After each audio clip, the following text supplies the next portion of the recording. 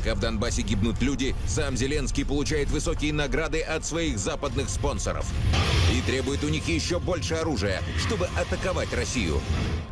Но идти в контрнаступление пока не с чем. Западного оружия катастрофически не хватает.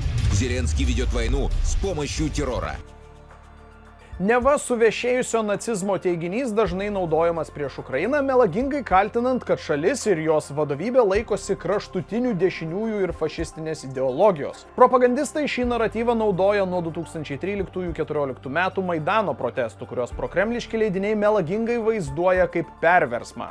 Tačiau ar šis teiginys yra pagrįstas? Ne visai. Pažiūrėkime kodėl. Pradėkime nuo to, kad Ukraina nėra nacistinė valstybė. Tokie prieštaringi teiginiai yra nepagristi ir neatitinka tikrovės. Ukrainoje uždrausta nacistinė ir komunistinė ideologija, draudžiama naudoti su jomis susijusius simbolius. Daugiau kaip 300 genocido, nacizmo ir Antrojo pasaulinio karo istorikų grupė pasmerkė Vladimiro Putino pasisakymus, kai jis paragino denacifikuoti Ukrainą. Nors Ukrainoje yra kraštutinių dešiniųjų grupuočių, kurios veikia kiekvienoje šalyje, skaitant ir Rusiją, iš neseniai įvykusių Ukrainos rinkimų akivaizdu, kad kraštutinių dešiniųjų ideologija šalyje buvo atmesta su didelė persvara.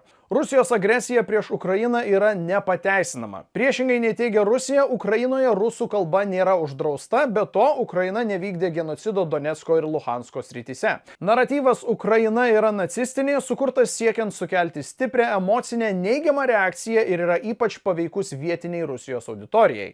Sovietų Sąjungos laimėjimas prieš nacistinę Vokietiją Antrajame pasaulinėme kare tebėra rusų pasaulėžiūros pagrindas ir įsišaknyjęs jų tautinėje tapatybėje.